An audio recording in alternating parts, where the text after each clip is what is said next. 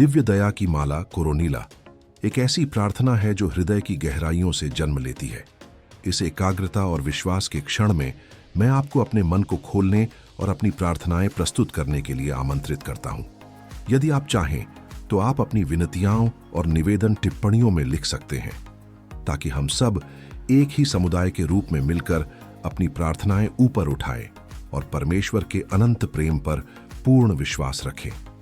उसकी दया किसी भी गलती, कमजोरी या कठिनाई से कहीं अधिक महान है, जिसे हम जीवन में अनुभव कर सकते हैं। हम इस प्रार्थना की शुरुआत परमेश्वर की उपस्थिति को स्मरण करते हुए करते हैं, पिता, पुत्र और पवित्र आत्मा के नाम पर, आमीन। हम यीशु को याद करते हैं, जिन्होंने अपना जीवन अर्पित करके पूरी मानवता के लिए जीवन और अनुग्रह का स्रोत प्रवाहित किया। उनके खुले हृदय से रक्त और जल निकले, जो उनकी दया का गहरा चिन्ह है, एक आध्यात्मिक उपहार जो पूरे संसार पर बरसता है।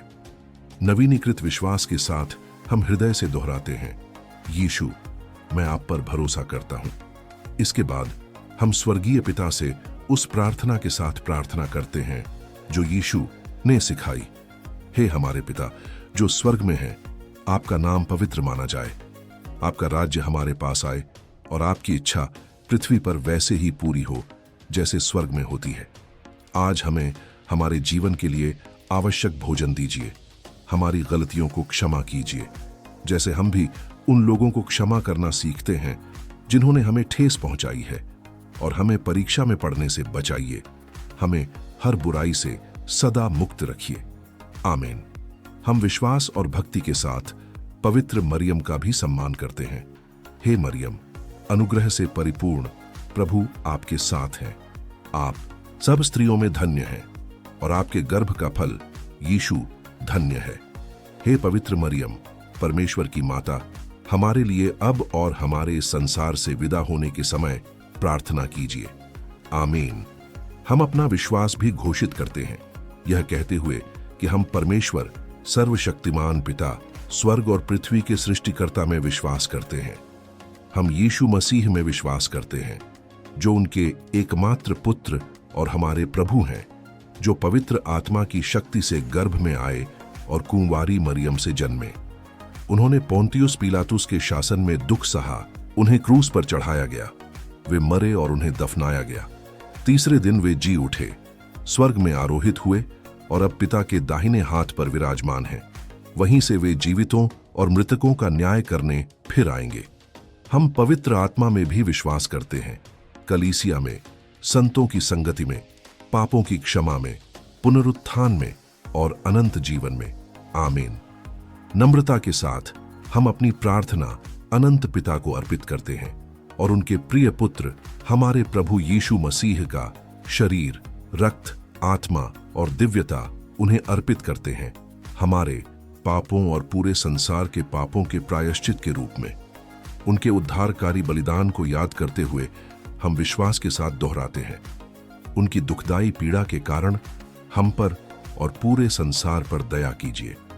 विश्वास की भावना के साथ हम इस प्रार्थना को जारी रखते हैं, यीशु मसीह के बलिदान को स्मरण करते हुए और उनकी अनंत करुणा पर भरोसा करते हुए। नम्रता से हम अपनी आवाज उठाते हैं और प्रार्थना करते हैं कि मानवता के प्रति प्रेम में जो उन्होंने कष्ट सहा, उसके कारण हमारी जिंदगी पर और पूरे संसार पर दया बरसे। हम इस विनती को बार बार अपने हृदय की गहराइयों से दोहराते हैं, यह प्रार्थना करते हुए कि उनकी कृपा हर व्यक्ति, हर परिवार और पूरी मानवता तक पहुंचे। जब हम उनकी पीड़ा का मनन करते हैं, तब हम परमेश्वर की ओर अपनी दृष्टि उठाते हैं और उनकी पवित्रता का गुणगान करते हैं। हम उनके सामर्थ्य और उनकी अनंत उपस्थिति को स्वीकार करते हुए कहते हैं, हे पवित्र परमेश्वर, हे सामर्थी परमेश्वर, हे अमर परमेश्वर, हम पर और पूरे संसार पर दया कीजिए। समर्पण की भावना के साथ हम फिर से अपनी भेंट अनंत पिता को अर्पित करते हैं। हम उनके प्रिय पुत्र हमारे प्रभु यीशु मसीह का शरीर, रक्त, आत्मा और दिव्यता उन्हें अर्पित करते हैं, हमारी गलतियों और पूरी मानवता के लिए मध्यस्थता के रूप में। हर शब्द के साथ हम अपनी आशा को नया करते हैं और प्रार्थना करते हैं कि उनकी दुखदाई पीड़ा में प्रकट हुए प्रेम के कारण उनकी दया हम पर और पूरे संसार पर बरसे। इस प्रकार एक ही प्रार्थना की भावना में हम इस भरोसेमंद विनती को दोहराते रहते हैं, प्रार्थना करते हुए कि दिव्य करुणा पृथ्वी के हर कोने तक पहुंचे और अपने शांति, क्षमा और अनंत प्रेम से हृदयों को बदल दे। गहरी आस्था के साथ हम इस प्रार्थना को जारी रखते हैं, अपना हृदय स्वर्गीय पिता की ओर उठाते हुए। नम्रता से हम उनके प्रिय पुत्र यीशु मसीह का शरीर, रक्त, आत्मा और दिव्यता उन्हें अर्पित करते हैं। इसे प्रेम और मध्यस्थता के रूप में प्रस्तुत करते हुए हमारे पापों और पूरी मानवता के पापों के लिए। यह अर्पण यीशु के बलिदान और उनकी दया की शक्ति पर हमारे विश्वास का प्रतीक है, जो हमारी जिंदगी को नया कर सकती है। क्रूस पर उनके समर्पण को याद करते हुए हम आशा के साथ अपनी विनती दोहराते हैं, यह प्रार्थना करते हुए कि जो कुछ उन्होंने प्रेम के कारण सहा, उसके कारण दिव्य दया हम पर और पूरे संसार पर बरसे।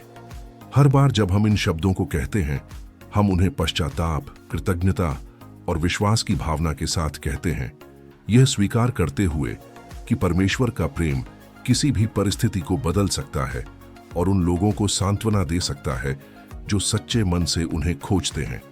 इस प्रार्थना के बीच हम परमेश्वर की पवित्रता की भी घोषणा करते हैं, उनकी महानता और उनके अनंत सामर्थ्य को पहचानते हुए। भक्ति के साथ हम कहते हैं, हे पवित्र परमेश्वर, हे सामर्थी परमेश्वर, हे अमर परमेश्वर, हम पर और पूरी मानवता पर दया कीजिए। इस प्रकार हम प्रार्थना में आगे बढ़ते रहते हैं, बार बार दिव्य दया पर अपना विश्वास नवीनीकृत करते हुए। हम शांति और आशा के साथ अपनी विनतियां दोहराते हैं, यह जानते हुए कि विश्वास के साथ बोले गए हर शब्द हमें परमेश्वर के प्रेम के और निकट ले जाते हैं। इस प्रकार आत्मिक रूप से एकजुट होकर हम प्रार्थना करते हैं कि उनकी करुणा संसार के हर कोने तक पहुंचे और उनकी शांति सभी लोगों के हृदयों को भर दे। हम इस प्रार्थना को जारी रखते हैं, उस महान प्रेम को याद करते हुए जो यीशु ने मानवता के लिए अपना जीवन देकर दिखाया। विश्वास के साथ हम अपनी विनती दोहराते हैं, प्रार्थना करते हुए कि उनकी पीड़ा में जो कुछ उन्होंने सहा, उसके कारण परमेश्वर की दया हम पर बरसे और संसार के हर व्यक्ति तक पहुंचे। हर बार जब हम इसे दोहराते हैं, हम अपने विश्वास को नया करते हैं कि उनकी करुणा हृदयों को चंगा करने, क्षमा देने और बदलने की शक्ति रखती है। हम श्रद्धा के साथ परमेश्वर की पवित्रता और महानता की भी घोषणा करते हैं, उनके अनंत सामर्थ्य और असीम भलाई को स्वीकार करते हुए। भक्ति के साथ हम अपनी आवाज उठाकर कहते हैं, हे पवित्र परमेश्वर, हे सामर्थी परमेश्वर, हे अमर परमेश्वर, हम पर और पूरे संसार पर दया कीजिए। यह प्रार्थना हमें याद दिलाती है कि कठिनाइयों के बीच भी परमेश्वर उन लोगों के पास रहते हैं जो विश्वास के साथ उन्हें खोजते हैं। इसके बाद हम अपनी प्रार्थना अनंत प्रभु की ओर करते हैं, यह स्वीकार करते हुए कि उनकी दया की कोई सीमा नहीं है और उनकी करुणा कभी समाप्त नहीं होती। हम उनसे प्रार्थना करते हैं कि वे अपनी दयालु दृष्टि हमारी ओर करें और हमारे जीवन में अपनी कृपा को बढ़ाएं। इस प्रकार जब कठिन क्षण आए तो हम आशा बनाए रख सकें और निराशा से पराजित न हों, बल्कि उनकी इच्छा पर भरोसा रखें जो प्रेम और दया से भरी हुई है। इस कोरोनिला के इस भाग को समाप्त करते हुए हम अपने सच्चे हृदय से दयालु यीशु से बात करते हैं। हम उनसे अपने प्रति धैर्य रखने की विनती करते हैं, क्योंकि कई बार हम जल्दी बदलाव या तुरंत उत्तर चाहते हैं।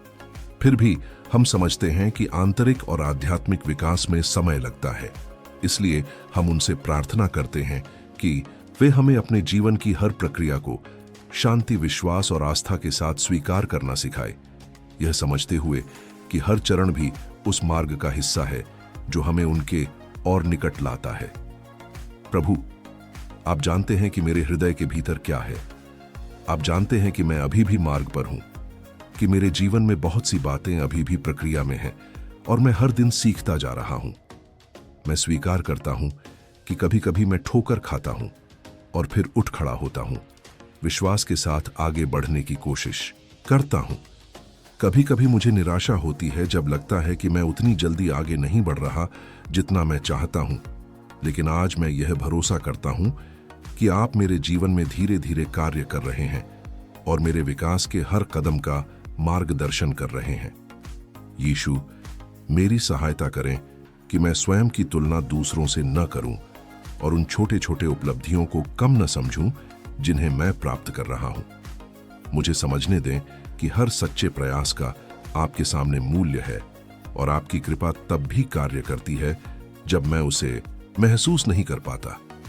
इस प्रार्थना के दौरान मैंने समझा है कि जीवन की प्रक्रियाएं भी चरित्र का निर्माण करती हैं और विश्वास को मजबूत बनाती हैं। सब कुछ तुरंत नहीं बदलता, लेकिन जब मैं सब कुछ आपके हाथों में रख देता हूं, तब सब कुछ परिवर्तित हो सकता है। मैं आपका धन्यवाद करता हूं क्योंकि आप हमेशा मेरे साथ चलते हैं और कभी मेरा साथ देने से थकते नहीं। आपकी दया के लिए धन्यवाद, जो मेरे समय का सम्मान करती है और धैर्य के साथ मेरे जीवन को संभालती है। मुझे विश्वास है कि जो कार्य आप हम में से प्रत्येक में आरंभ करते हैं, वह अधूरा नहीं रहता, बल्कि आपके प्रेम से निरंतर विकसित होता रहता है। आज मैं अपने मार्ग को उसी रूप में स्वीकार करता हूं जैसा वह है, प्रकाश के क्षणों के साथ और चुनौतियों के साथ भी। यीशु, मैं आप पर भरोसा करता हूं। मुझे हर चरण को शांति के साथ जीना और धैर्य के साथ आगे बढ़ना सिखाइए। आमीन। हे प्रभु यीशु, मैं दृढ़ विश्वास करता हूं कि आप वास्तव में स्वर्ग में उपस्थित हैं और वेदी के परम पवित्र संस्कार में भी। मैं आपको सबसे अधिक प्रेम करता हूं और पूरे मन से आपको अपने हृदय में ग्रहण करना चाहता हूं। यद्यपि इस समय मैं आपको संस्कार के रूप में ग्रहण नहीं कर सकता, फिर भी मैं आपसे विनती करता हूं कि आप आध्यात्मिक रूप से मेरे जीवन में आए। मैं अपनी आत्मा से आपको आलिंगन करता हूं और अपने पूरे अस्तित्व के साथ आपसे एक हो जाता हूं। प्रभु सदा मेरे साथ बने रहें और मुझे अपने प्रेम से कभी दूर न होने दें। आमीन।